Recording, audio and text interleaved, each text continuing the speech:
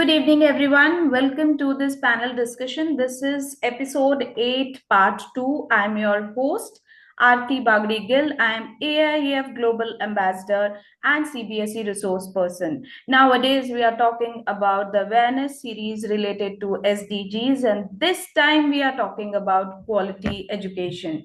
We have panelists with us, and they are sharing their valuable point of views and their knowledge with you all.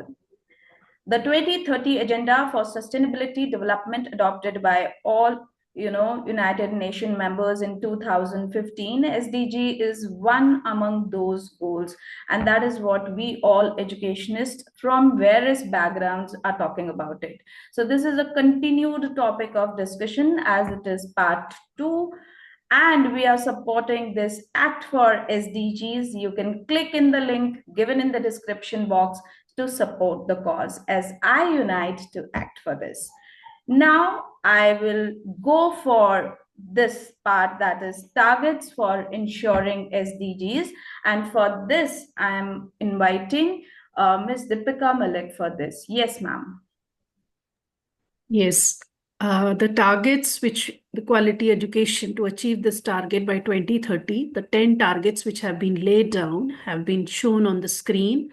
And these targets, we can say the first, second, third, and fourth, maybe they may be classified as the age-based, and the remaining one, the 5 to 9, is gender-based. Though there is not a very clear demarcation between age and gender because some of them are overlapping also.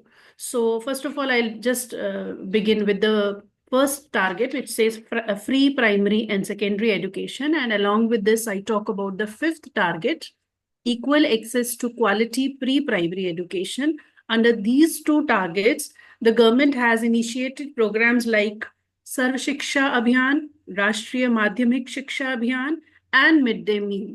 So these programs are being laid down to achieve these targets. Then coming over to target 3 and target 4, that's education for sustainable development, and target 3, increasing the number of people with relevant skills for financial success. Combining these two targets, the programs which have been initiated are the National Skill Development Mission to provide skill development and vocational training opportunities.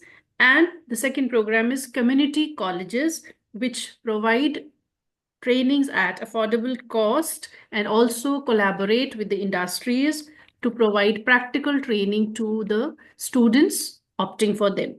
Then the third here is Polytechnic and ITIs, which provide technical and vocational courses at post-secondary level. Coming over to the next target, we talk about the seventh target, which says eliminate all discrimination in education. Under this, the two major initiatives have been gender sensitization, the program in schools to raise gender equality, and the other one is very common and popular, Beti Bachao, Beti Padhao, to empower women and their participation in the society. And then talking about the third target, which is clubbed with the eighth target. Third is education for sustainable development and global citizenship. And the eighth one, universal literacy and numeracy. Clubbing these two, the thrust is on introducing NEP. NEP covers to achieve these targets through flexible curriculum, holistic development, and technology integration. And the second in this line is Digital India Initiative. So Digital India Initiative is also another initiative to enhance digital literacy and access to information and technology. So all these aims, all these targets which have been initiated, and above all is the number 10, that is increase in the supply of qualified teachers in the developing countries. Until and unless the teachers are upgraded, they are trained, they are qualified enough, the change in the quality of education cannot be brought about. So the main thrust has to be on the teachers. As here, I would just conclude by saying that Singapore is one such country which gives a lot of priority to the teacher training and spends a lot. So we need to learn from them. Thank you. Thank you so much, Deepika ma'am, for putting light on this very important part of our discussion, that is targets. So, yes, of course, we need to meet targets, and for that, we need to design our objectives and reach to the outcomes. Wonderful. So, let me move ahead with the key initiatives. Previously, we had talked about the initiatives which are taken by Indian government, but now we are talking about international ones as SDGs are global. So now I want to invite Dr. Sanju Nanda for this. Ma'am, kindly put some light on this. Thank you so much, Aarti ma'am. Actually, if we are really linking ourselves or are in tune with SDG4 goals, we have to be a part of the global education initiatives also. And India being like a signatory to that will definitely be following those members because a lot of global education initiatives are there which started from 1960s and 70s. The purpose is to develop global citizens and future ready leaders. Because what is happening is that there is already a report by the World Economic Forum's Future of Job report, which says that 65% of children entering primary school today will work in jobs that don't yet exist. That means we have to make them ready for future. And that is what is the purpose, to develop global citizens and future ready leaders so that they can thrive in both local communities and global workforce. This approach focuses on developing global citizens who engage meaningfully with diverse cultures, solve real world challenges, and contribute to their communities. These initiatives are basically being taken by the two major bodies, UNESCO and UNICEF. It operates short and long term programs of an educational nature with a purpose to deepen the learner's knowledge of other cultures and appreciate it. That is very much important. And they're also reimagining education by integrating digital education into it. And it aims to have every child and young person, which goes to approximately 3.5 billion by 2030, which is the goal to achieve the SDG 4 goal, connected to world-class digital solutions that offer personalized learning. So that is very important. It is essential that the student of today, the students taking primary education today, get ready, apart from its academic knowledge, is also ready with some durable skills for the future. For example, like how to collaborate and communicate across different cultures and countries. Very important. Another requirement would be, or like preparing them for critical thinking and problem solving through these initiatives for real like world challenges. And another thing that is going to be inculcated, that initiative takes is going to take care of it, is that they have to learn empathy and adaptability, because they are going to be ready for the global workforce. So understanding different perspectives and thriving in new situations with resilience. So that is also one of the major objectives of global education initiatives. Now, again, with the rapid transformation of industries, global education will help students build these competencies and will, as we can see from the slide, that another thing that is going to connect them to the world would be digital learning. So digital learning would mainly, what has been initiated is through the MOOCs programs, that is massive online courses. So these courses are like adopted, and these are online courses which are free of cost and open to everyone. This is meant for students across the globe, and the major features include accessibility. That means from anywhere, anybody can access these courses. Flexibility, that is, any person can, access it for some time, and then whenever they are free, they can access it again. So anytime accessibility. Then scalability, that means it's not limited to some number of people. So large number of students can enroll in these courses, and these courses are meant to be interactive also. So that is going to improve the learning process.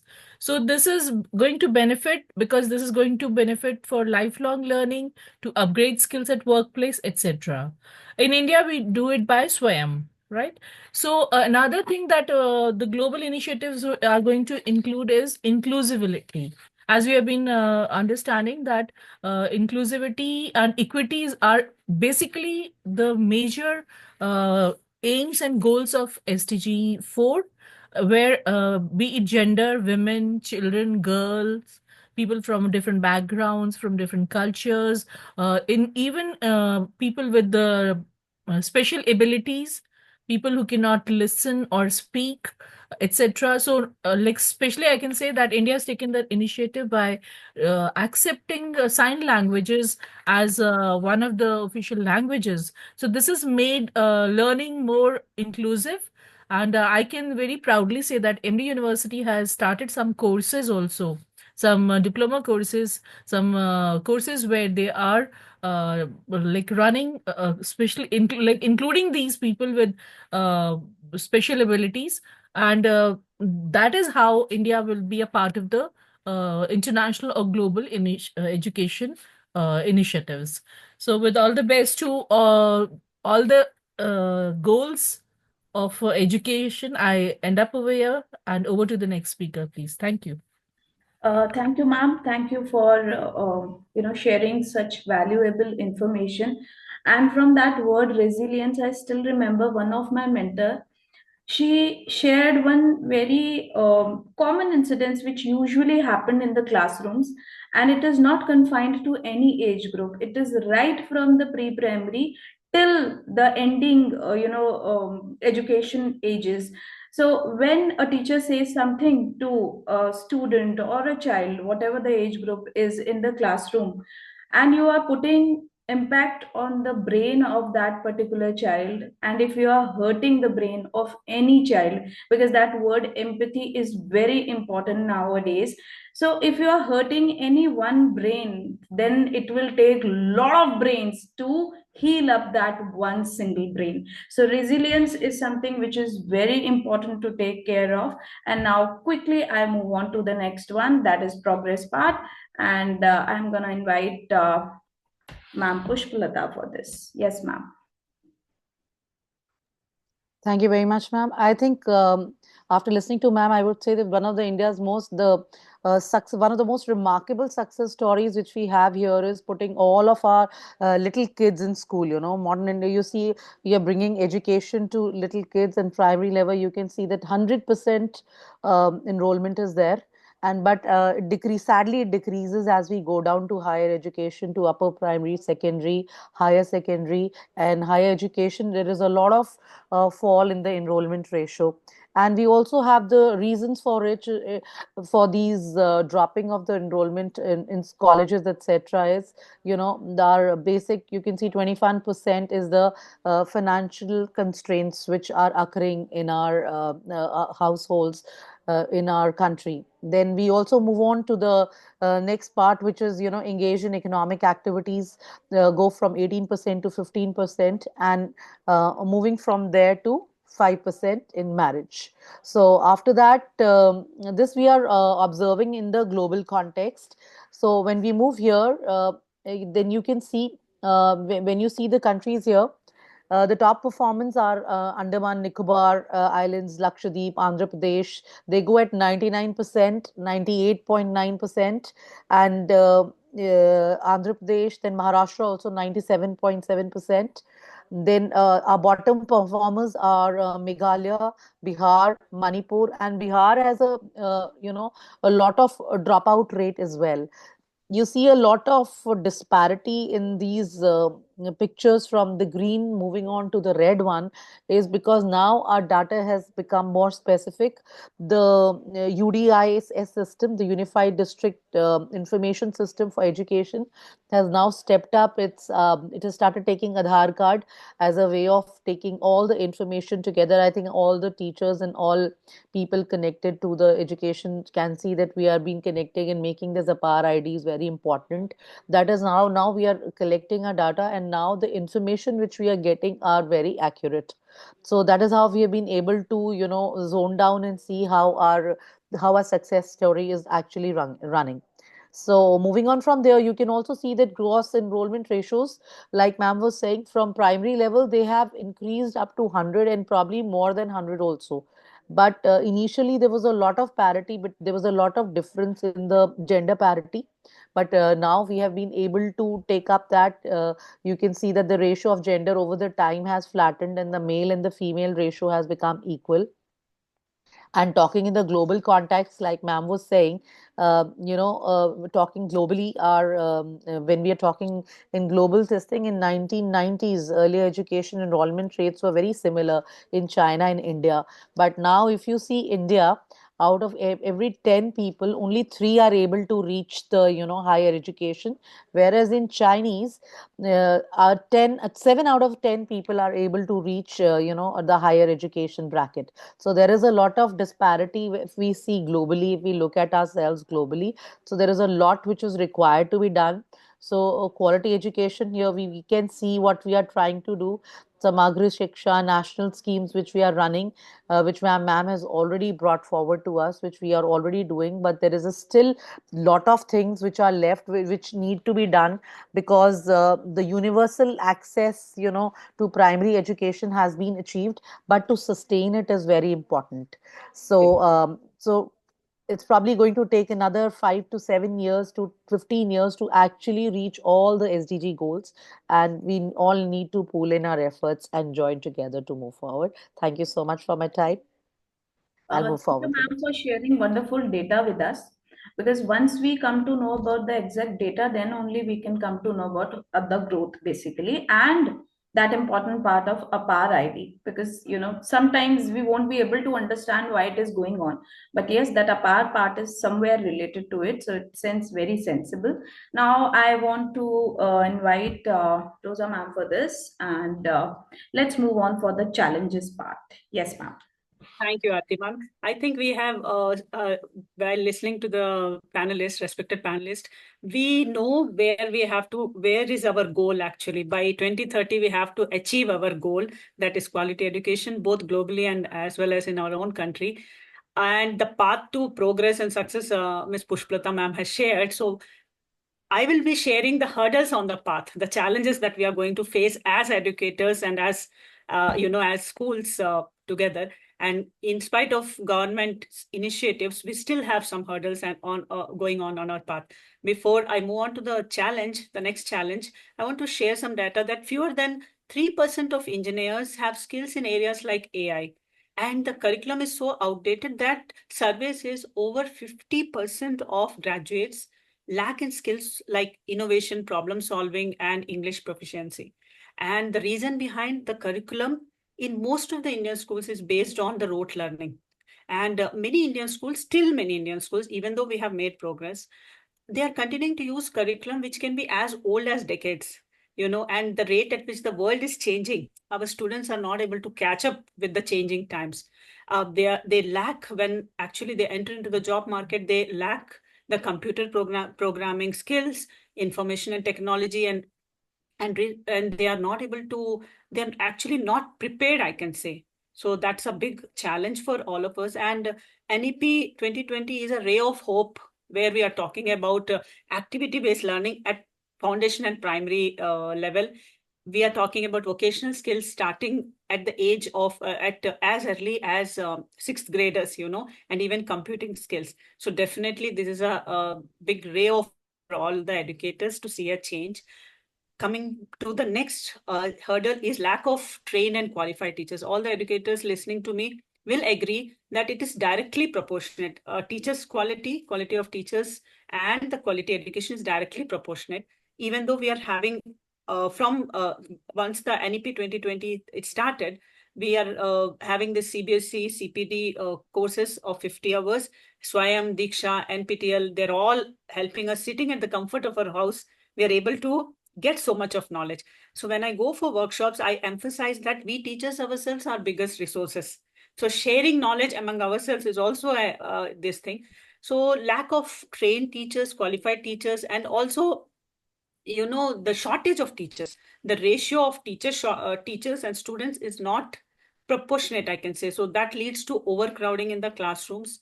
And humanly, it is not possible for the teacher to give attention. Suppose there are 60 students in a class, it's not humanly possible, right? And the reluctance, some teachers are reluctant to embrace the change. So that is also a challenge for us. It's been going on, the teaching technology, the methodology, the textbooks. So why to bring in that change, right? We can call that fixed mindset, right? And the assessment methods, again, standardized testing for all the subjects is again a biggest challenge.